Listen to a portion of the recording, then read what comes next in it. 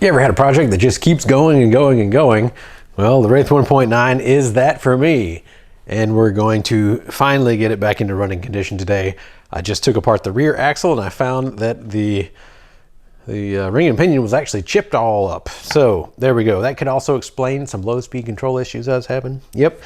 Today we're going to replace that ring and pinion with a set of Vanquish underdrive gears and the SEX102 spool. So there we go. We're going to do it.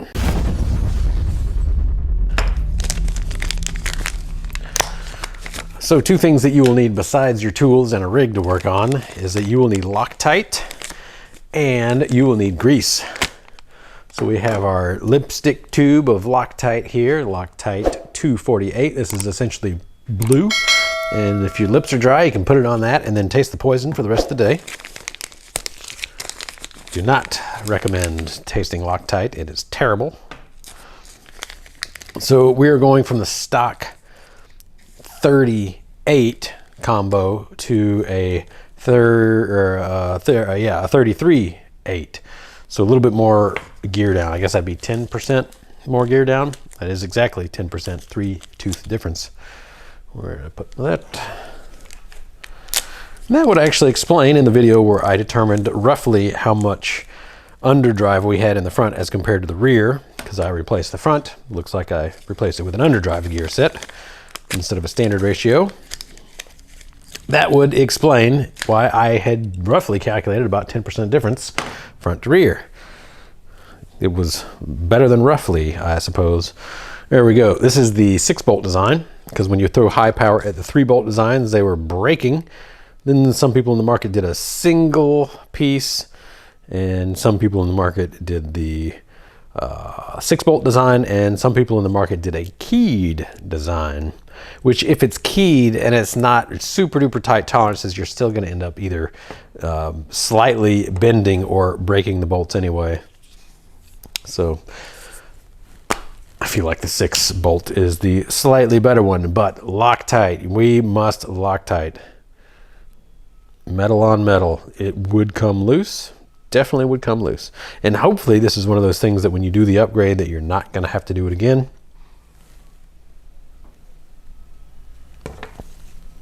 All right. So these little bitty guys inside the axle are 1.5 millimeter. Well, the head is at least. I'm not sure what the threads are. Probably M2. And I would recommend that you don't tighten them all down. That you just get them almost ready to be tight.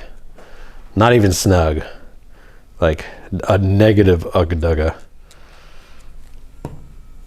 And then you do the last tightening. Just like putting a car wheel on a truck. There we go. Almost all the way and then back off. Or I guess all the way and then back off. We want it to be a little loose as we tighten it down. Because sometimes you get them all tight and then your last one doesn't want to go in. So that's because there's always a little bit of tolerances. There has to be enough tolerance for this bolt, for this screw to pass through. And because of that, it is possible to misalign.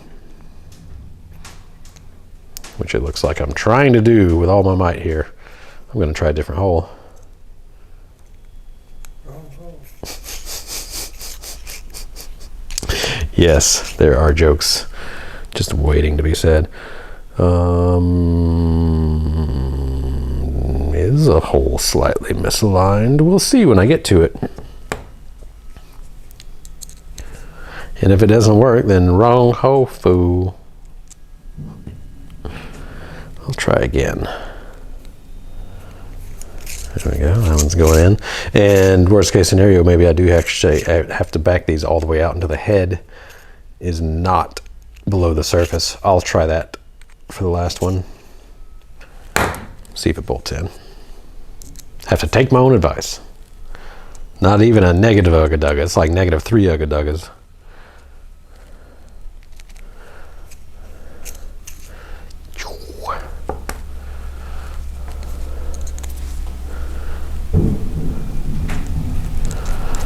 Yeah, I would say out of all the Loctites, I do prefer the lipstick tubes of them.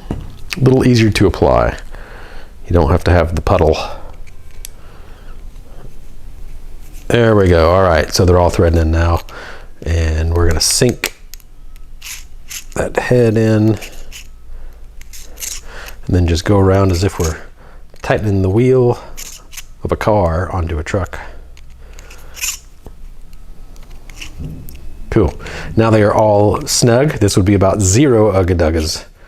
And then we can go in, and for these tiny little screws, we don't have to really give it much. I do wonder, would my shock building tool be the appropriate thing to hold this with? I bet. Oh, look at that. Again, the one tool, I don't want to really touch the bearing surface on this, so I'm holding it on like the meat and potatoes down here inside the T. It's just called T. Whatever. Holding it down there, someplace where it will not mar up a bearing surface, a ball bearing surface. And it's not the actual ball bearing that rides on the surface, it is the inner race on this particular part. And I know, I didn't quite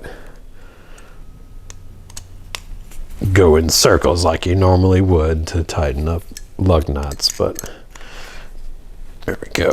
Oh yeah, this tool is definitely letting me put more ugga-duggas in. And I really shouldn't be putting this much, probably, but we'll never have a problem with this one coming loose. Boink. All right, yeah, so once again, shock tool strikes again as being super useful. Now, some grease.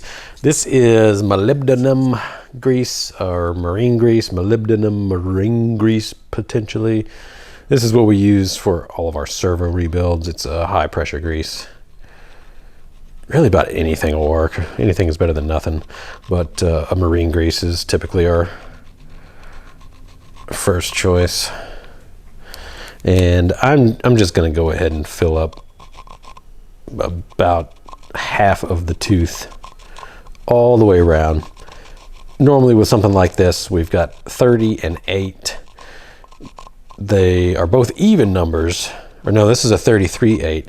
So we've got an odd number and an even number, and that tells me that I could just put a dab of grease in one location and then spin, spin, spin, spin, spin, and it is going to end up distributing all the way around. But this is a rear axle. I really don't want to have to repack it in the future, so I'm just gonna make sure that it is nice and filled. Now, one thing that I don't have are 5mm spacers to make sure that the pinion depth is correct in here. I might need to come back and do that at a later date. But it's a plastic housing, so it's like, you know, what are the tolerances going to be on a plastic housing? Probably not good enough to where shimming makes much of a difference unless this pinion is wanting to pull inside. While I'm at it, I should go ahead and throw some grease on these bearings. These are open cage bearings, as you can see. It's on the inside of the axle, and there shouldn't be any contamination getting into these unless you have water coming in. So because of that, they're still greased from the factory though. But at any rate, because of that, I'm just gonna give a little plop of grease into this actual cage here. Spin it around, it should disperse. Yeah, oh yeah, that's looking great. I'll do the same on the other side. Boop. And as we spin it around, you can see it just kind of slowly working its way around the cage and disappearing. There we go. Now, if I was going to be the type of guy to get into water, then you can actually just pack your entire thing full of grease, and it's better than not. There we are. So this goes into our third member, just like so. And then our third member bolts back in. And this is just a plastic third member here. Need to make sure that it is in the proper orientation, which there is only one for these. On some of the axles, at least ones without a high point gear, you can install your ring on either side, and that reverses the direction of your axles. So on something like the original Wraith, sometimes you would accidentally install them on the opposite sides, and you would end up having essentially a reverse rotation on the front and a forward rotation on the rear, so that when you give it throttle, your axle spin in the wrong directions. With something like a hypoid, you can't do that. There's only one way for you to install, so not that big of a deal to pay attention to, but something that you have to pay attention to on some rigs. Oh, this would be time for my electric wrench, electric driver. Also need to find out where I just dropped that screw. I heard it. It fell in there somewhere. I guess I can just shake it out. Hey, I'm shaking out multiple things. There we go.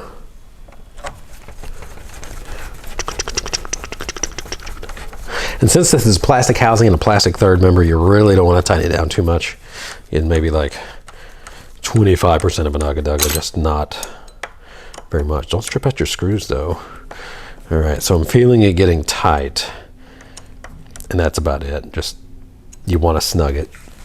But if you go too far on plastic, it will absolutely strip everything out, and then it won't be tight at all. It'll be looser than if you had not. All right.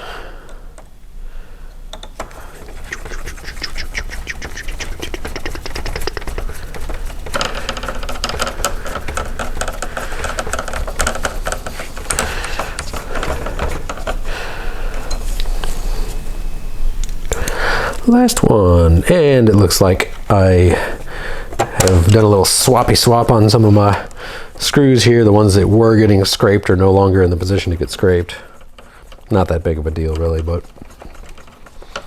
maybe it'll help them last longer.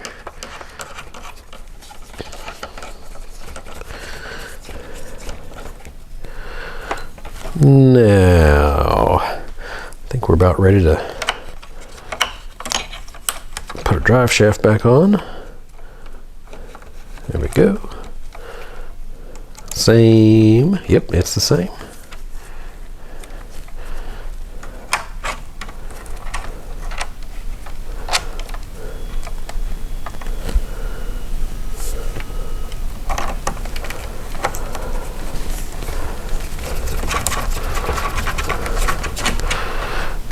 There we are. And sometimes these do need to be Loctited. That's one of those things that I kind of go back and forth on. Oh no, are you, what? Okay, making sure it's not stripping. Whew, started moving a little extra on me. Now we should be able to blindly install these drive shafts, and hopefully they'll just key right in. Come on now. Used to be you would install everything, slip these in, and then your cover would go on, but since the cover actually locates our ring gear, it's a little harder to do that. But as you can see, it has kind of blindly found the slot, and then it'll just fall into place, kind of like picking a lock. There we go. So you got to feel it. Excelente. Now we've got our ball bearing retainers on the outsides.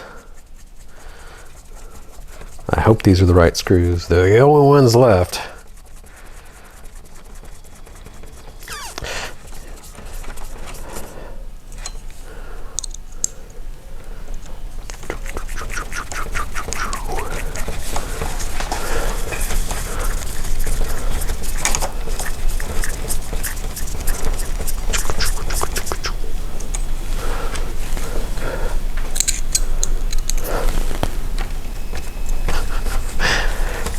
When I'm not talking about that 3D printer sound is really picking up.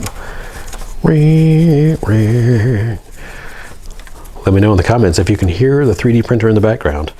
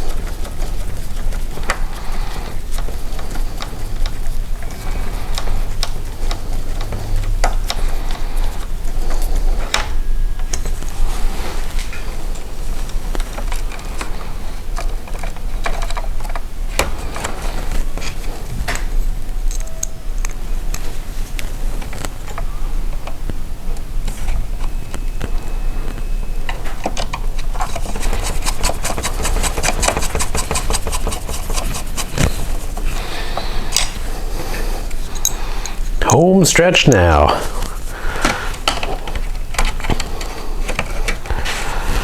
You know, I'm looking forward to driving this thing. I've been working more and more towards these extremely capable trucks, and you know, sometimes I just don't want too capable. It's kind of nice to go out and really have to plan your lines. There we go. Now, when I put these hexes on, I'm actually going to pull the axle out all the way, and this is going to make sure that it seats that pin inside the hex, so that when I tighten this hex set screw down, that we don't have any play. And really, you don't even have to tighten the hex set screw down, but it's there. May as well use it. And you can see there's a little bit of float in and out on these axles. We just want to take that float out. All right, so as you can see, back and forth, back and forth. I'm going to pull out while simultaneously pushing this hex in, and I can actually do it with one hand like this. Loosen, tighten back. There we go. Now we should be good. Let's see. Are these tires directional? I don't think so.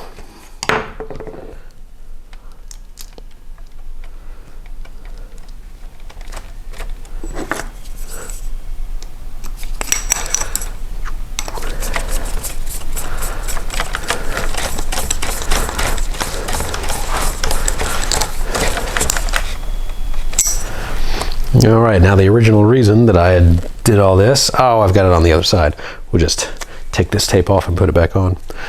The original reason why I did all this was because it appeared that we were mismatched on our underdrive or lack of underdrive front and rear.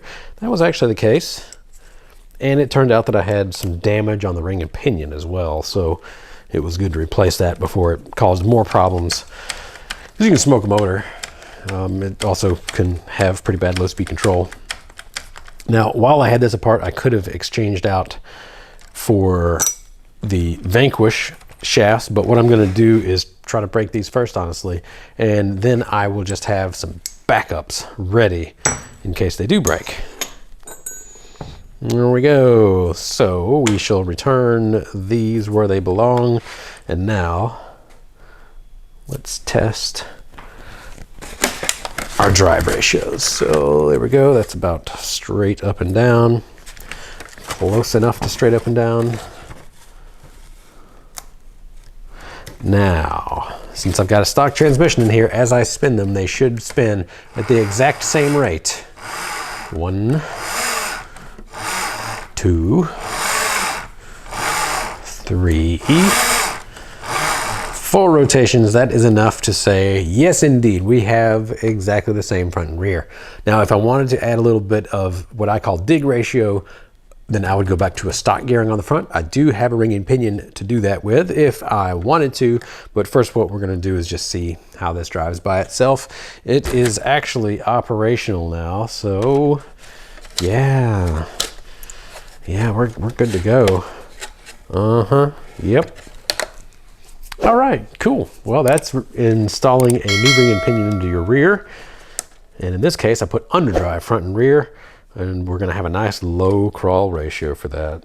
So I always like nice low crawl ratios. If you do have any questions, leave them down below. I'll do my best to get to them. As always, thanks for tuning in. Have a great day.